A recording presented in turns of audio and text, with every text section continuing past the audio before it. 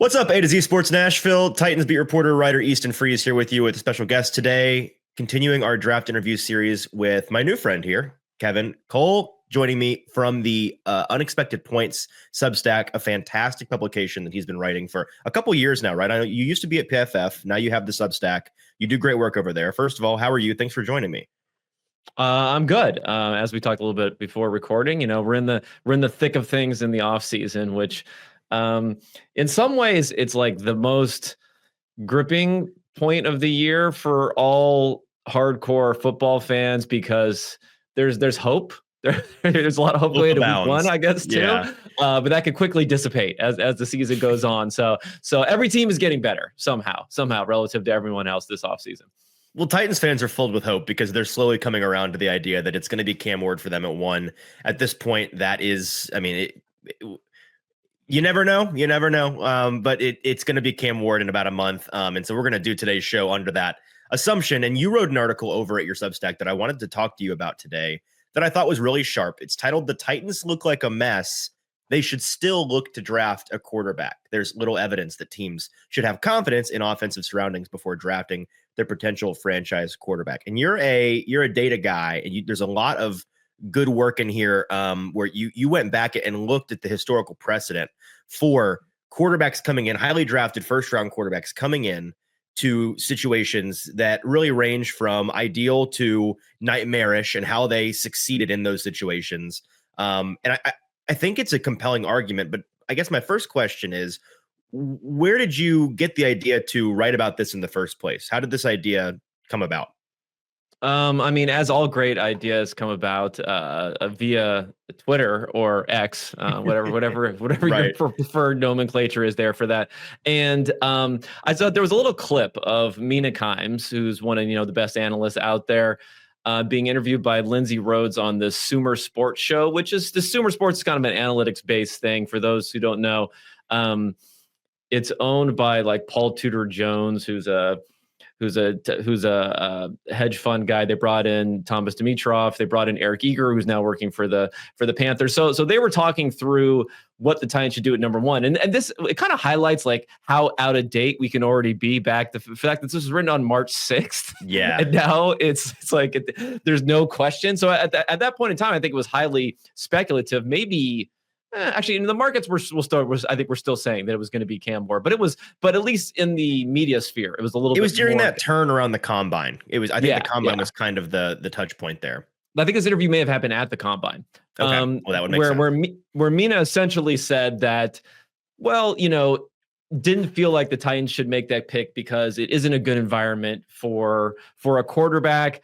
And then, to her credit, she immediately turned around and said, well, what the hell? We thought the same thing about Jaden Daniels probably last year or other quarterbacks in the past. So who really knows?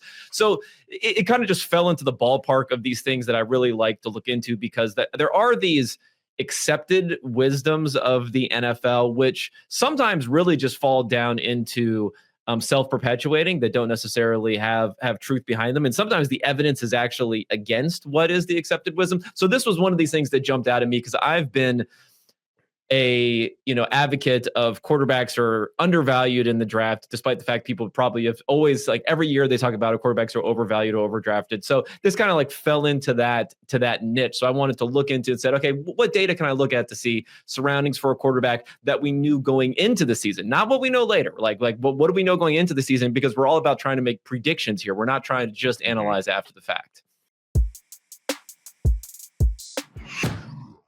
Today's video is brought to you by our new friends at Bart Durham Injury Law. A crash can change your life forever, and help is only a click away at bartdurham.com. At Bart Durham, your big truck wreck is their fight for justice. They've been in business since 1975, so they have half a century of experience dealing with all kinds of wrecks. They're locally operated here in Capitol View, Nashville, but they can fight for anyone in Kentucky or Tennessee who's been in an auto accident. Attorneys are available to meet with you wherever is most convenient, including virtually, and you can reach the Bart Durham team 24/7 to get your legal questions answered. Just call 615-242-9000 and let Bart Durham help today. So lay the groundwork for us here a little bit, and I think you put both of these charts on Twitter, so the production team may even put them somewhere on the screen here when whoever's watching this is watching this. you broke it down by our expected power rankings or strength of offensive line and the weapons available to the quarterback. Starting with the offensive line, what were the metrics that you used there to chart this, and what did that show you? Yeah. So I try to figure out, well, what do I have, the data going back the furthest on, and some sort of hopefully strict criteria that's been going on over time. So the best thing I could find for offensive line was PFF's preseason rankings for offensive line. So it's the last time they do the rankings before heading into the NFL season. So I have that for the offensive line. And then for everything else, essentially the non-quarterback skill position players, I looked at Bill Barnwell also does rankings for offensive weapons that he has going back, several seasons. So I put those two things together. I think that's a pretty good indicator. It's done by generally the same people. Obviously, PFF a has decent consensus, I think, is a decent consensus. And, obviously, again, like any good ranking article, people are going to yell at you a lot based upon these things. So no one thinks these things are perfect, but at least we have some consistency. And I think directionally, they're probably correct as to what we know going into the season. So I measured those things, and then I looked at the quarterbacks, and I said, okay, well, let's look at how well they did during their rookie season by their EPA per play. And EPA is like the nerd term, which essentially it is. And we'll say it's a team metric, like all stats are really measuring what a team does. But it's looking at the points that are added based upon the plays that these quarterbacks are involved in. So quarterback dropbacks or their design runs. And I charted the two against each other. And, I guess we'll just get to the end here. There's not really much of a correlation between those two. Which signals to us not that these things don't matter, and that's not the case. And I think that's when we always get in this thing with analytics is like, oh, the data shows there's a negative correlation between how good your offensive line is and how well you perform. Well, no. We're not silly out here. We're not saying trade away all your offensive linemen and your quarterback gets better or something like that. We're just saying that in a low sample, the quarterback is so important in this that you can get some nonsensical results. It's kind of the fact that can even happen just shows you how much of a drawing force maybe the inherent talent of that quarterback is versus the surroundings in that first year. Now, if we had a larger sample, I'm sure there would be positive correlations, but they probably wouldn't be that strong that we can have a negative or basically no correlation over the past several years.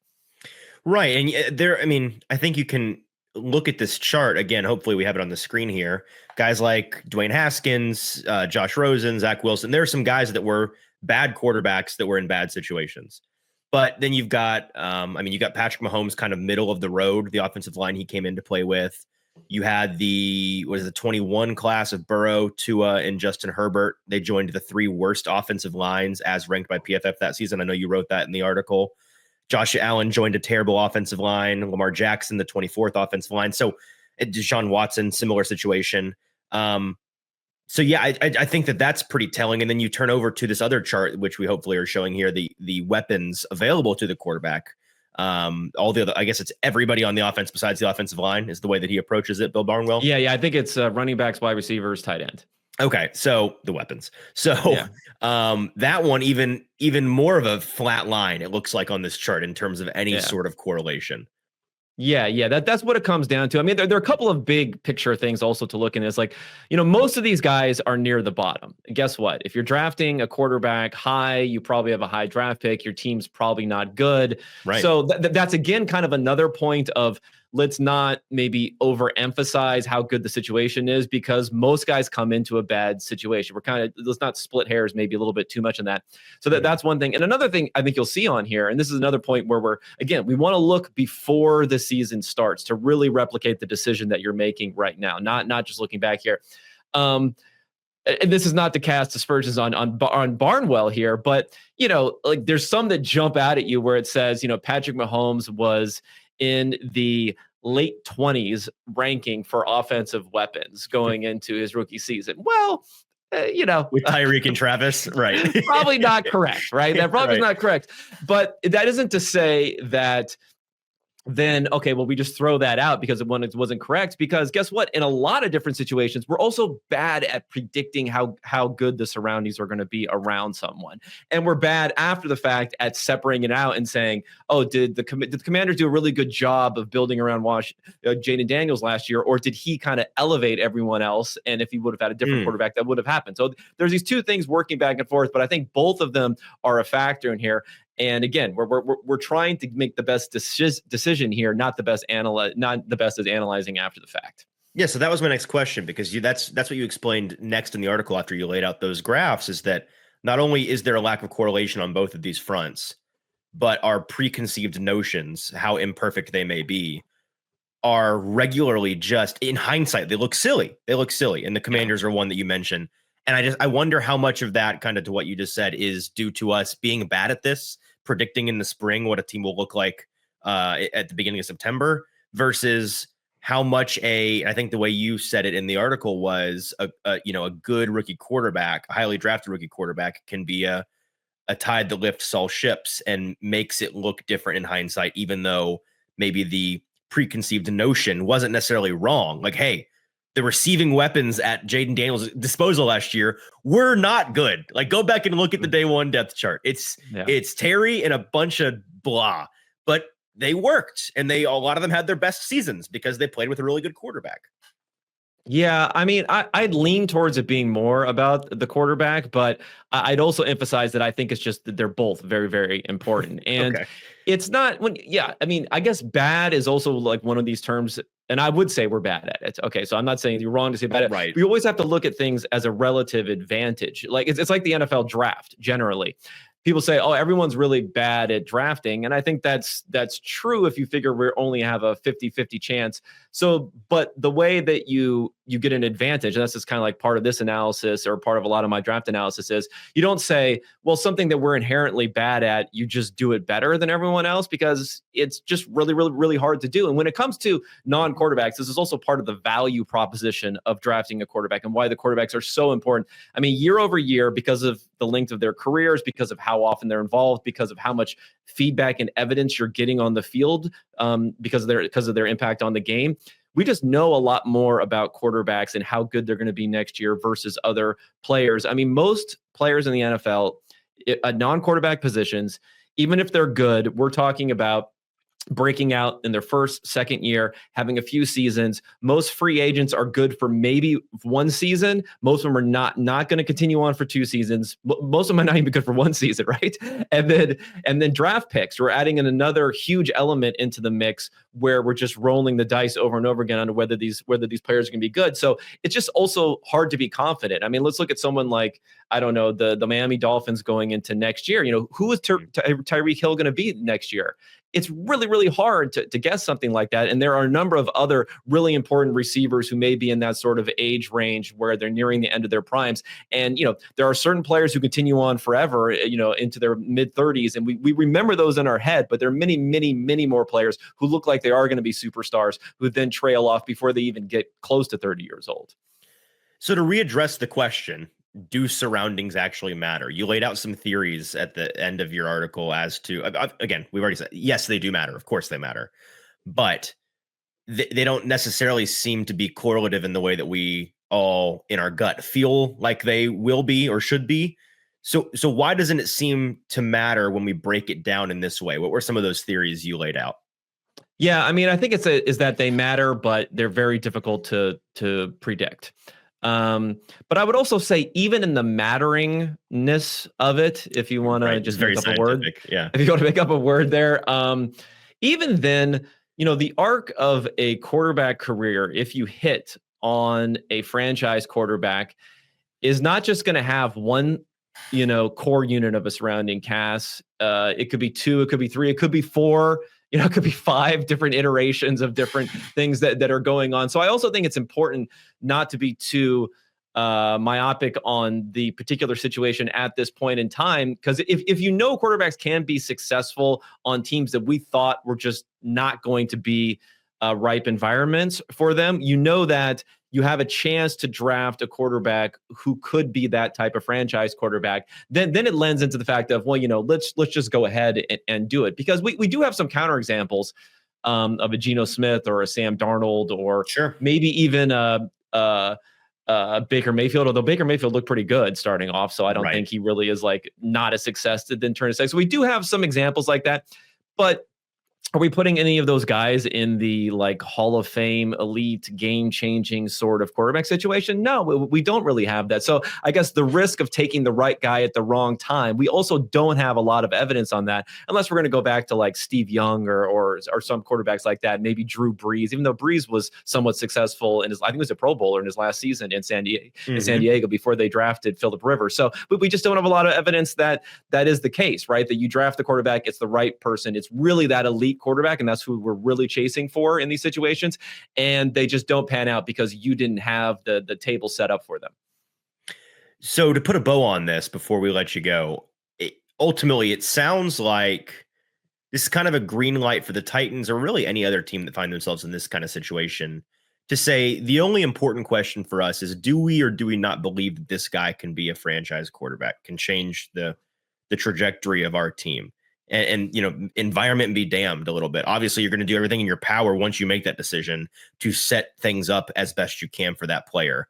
But that shouldn't be the determining factor that so many of us want it to be. Again, and for something, it just feels wrong at first in our guts to throw a talented young quarterback into a terrible situation. But sometimes you kind of have to look past what's in your gut and look at the numbers. And I think the numbers, the history here tells us, if you think he's the guy, go get the guy. Yeah. I mean, I think that's perfect way to sum it up. And then, there's like a whole additional set of research that I've done. If anyone wants to, go through and look at that, Sure. Just going on the fact of, again, I don't think quarterbacks are just overvalued in the draft. Anyway, we've had, Patrick Mahomes go at 10th overall, Lamar Jackson go at the end of the first round, Josh Allen at 7th overall, which you might think is high, but it's not super high. So we still have, Deshaun Watson was pretty good for a while. He was 12th overall. Multiple teams passed on him. So we also have evidence that maybe we don't have the best idea and there's some uncertainty there. So if it's someone who's in that range of having that potential, it can happen. And, on the flip side, non-quarterbacks, they bust all the time. And I think there's just a psychological weight that goes on a quarterback bust that we don't put on quarterbacks, non-quarterbacks who are taken and end up being busts and don't really hang on a franchise like that. So kind of de-weighting maybe the quarterback too and say, hey, this is another person we're bringing in to compete, to hopefully be good. And if they aren't, you know what, we're going to go draft another one next year, or maybe we'll draft two in the same draft. Look at it in that sort of way instead of putting so much on one particular player and one particular evaluation to say everything about your franchise. I like that. You're basically saying that it's not that quarterbacks get overdrafted necessarily. It's that maybe quarterbacks get a little underdrafted. I mean, I think it's unquestionable that historically they have been. Last year, it got a little interesting, right? A little interesting. With so many quarterbacks being taken at the same point in time. They took your word seriously. They tested your theory. All right, we'll just take all of them then. Yeah. They've been very serious. Now, they also between the 12th pick and the 5th round, they just kind of fell asleep and didn't draft any quarterback. So I probably wouldn't recommend that. Also, but you look back at all those teams, I don't think there's anyone who's necessarily saying at least a year in that they're disappointed about doing so. Not the case every year, of course, but it just shows you that you can't say that it's definitely a mistake to do that just because the position really is that important. I know we want to talk about everything else that's going on here, but it's kind of like you have that piece in place, then really everything else can fall into it. So if you're going to spend a little bit extra to get that piece, it can definitely be worth it for a franchise. Yeah, absolutely. I mean, it was Joe Burrow says the window here is as long as I'm here. That's the way that it is when you have a great quarterback. So that's great. Tell people where they can go and read about that and all the other great things you're doing on your Substack. Sure. If you want to follow me on Twitter, it's at Kevin Cole _. I know it's horrible, but there's too many Kevin Coles out there. I had PFF in there, and then I had to get rid of it. And I was going NFL, but I couldn't do the NFL thing. So that's there. Again, I'm posting stuff as you mentioned. Like I posted these nice little visualizations on there. So sometimes, you can get away there, but if you want to be a good person, a good kind-hearted person, you can also go to the Substack, which is unexpectedpoints.com. Subscribe there. A lot of stuff going on for free agency. I do the draft grades. I do other things where, again, I do some stuff that looks at data as far as player evaluation, but a lot of it is trying to say, so many resources are being thrown into player evaluation. Let's look how we can make decisions that kind of tilt those odds in our favor. And this is another way of looking at it. Say, how do we think about this decision, which is not just from a player perspective, but how we should tilt things in our decision making to have the best outcomes.